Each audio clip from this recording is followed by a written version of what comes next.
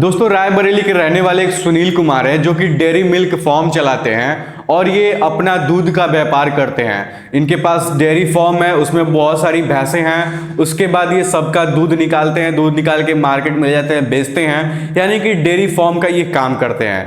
लेकिन एक दिन इनके साथ क्या हुआ कि ये जब फेसबुक या फिर यूट्यूब पे ये वीडियो देख रहे थे तो वीडियो देखते देखते इनके पास एक वीडियो आती है जिसमें वीडियो में दिखाया गया था कि कोई भैंस थी जो कि बहुत अच्छी खासी भैंस थी, हेल्दी भैंस थी। उसका जो प्राइस था वो 55,000 रुपए था। ठीक है, उसके बाद जब उस भैंस की खासियत देखी गई तो खासियत ये थी कि वो भैंस 18 लीटर दूध देती थी। ठीक है, उसके बाद जो वीडियो वो देख रहे थे उस वीडियो में उस डीलर का नंबर भी था कि अगर आप इस भैंस को खरीदना चाहते हो तो इस नंबर पे फोन करके आप बातचीत कर सकते हो।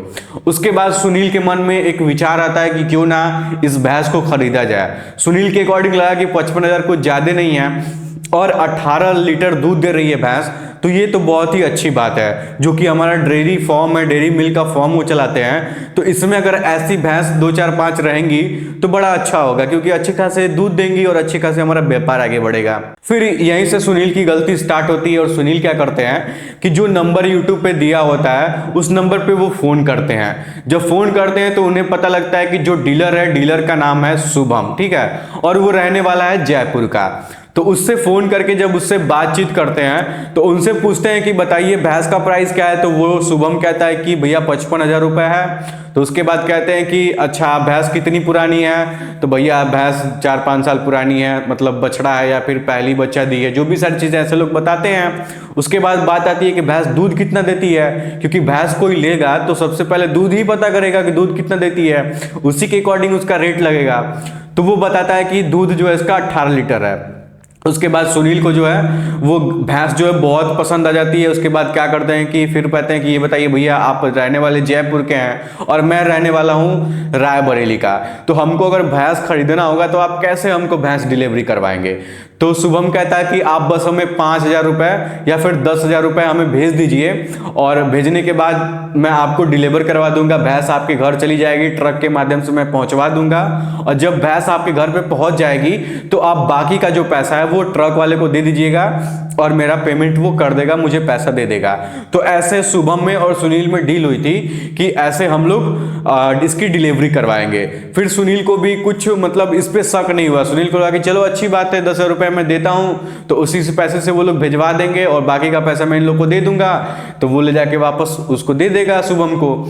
तो ऐसे इन लोगों की डील हो गई और सुनील क्या करते हैं 10,000 रुपए उनके बैंक खाते में डलवा देते हैं शुभम के, जो व्यापारी था, जो भैंस का व्यापार कर रहा था। उसके बाद क्या होता है कि जैसे ही 3-4 दिन बीत जाते हैं, 3-4 दिन बीतने के बाद सुनील को लगता है कि अभी तो 3-4 दिन बीत गया, अब हमारी भैंस की डिलीवरी अभी तक नहीं हुई है।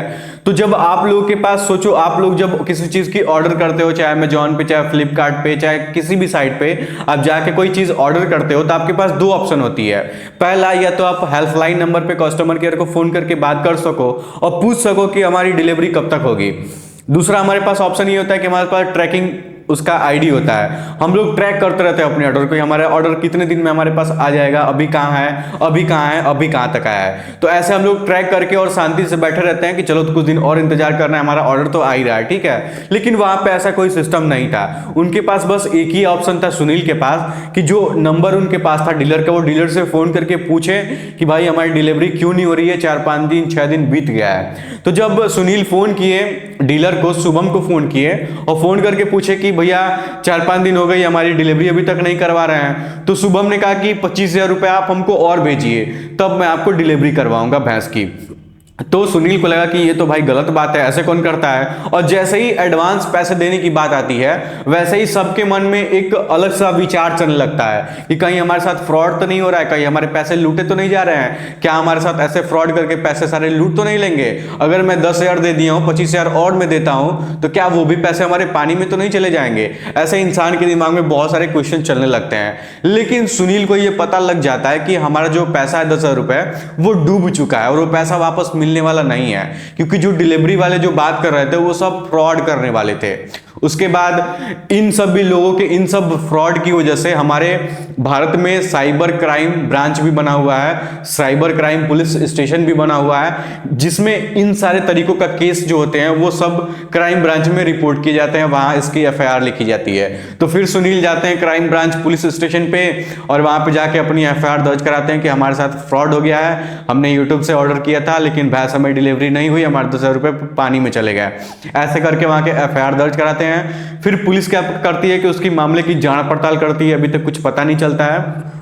और सुनील का देखा जाए तो 10,000 रुपए पानी में बर्बाद हो गया, उनको डिलीवरी नहीं मिली भैंस की, केवल अफवाह के चक्कर में वो पड़ गए और अपने 10,000 रुपए गवा दिए। अगर वो इस अफवाह में थोड़ी देर और पड़े रहते और अपना माइंड का यूज नहीं करते, थोड़ा सा अगर उनको जानकारी नहीं होती कि ऐसे फ्रॉड किए जा रहे हैं लोगों द्वारा, तो वो भी 25,000 रुपए वो उनको दे देते और वो भी 25,000 रुपए देके वो फंस जाते हैं। तो इस कहानी को बताने का मेरा मेन जो मोटिव है वो सिर्फ यही है कि मैं आप लोग को जागरूक कर पाऊं, आप लोग को बता पाऊं, आप लोग को सिखा पाऊं कि आप लोगों के साथ ऐसी गलती कभी ना हो, क्योंकि आप लोग भी इन सब चीजों में फंस सकते हो। तो प्लीज आप लोग से निवेदन यही मैं करूंगा कि आप लोग थोड़ा ध्यान दीजिए, जो भी कुछ करते हैं आप लोग तो ध्यान से करिए वो चीज। अगर हम कुछ ऑर्डर भी करते हैं तो हम लोग को ये चीज ध्यान रखना होगा कि जिस चीज को हम ऑर्डर कर रहे हैं वो ट्रस्टेड साइट है कि नहीं है, या फिर अगर हम डायरेक्ट ऑर्डर कर रहे हैं, डायरेक्ट डीलर से बात करके ऑर्डर कर रहे हैं, तो वो डीलर ट्रस्टेड है कि नहीं है, इसका भी हम लोग को ध्यान रख के सारी चीजें ऑर्डर करनी पड़ेंगी, सारी चीजें करनी पड़ेंगी।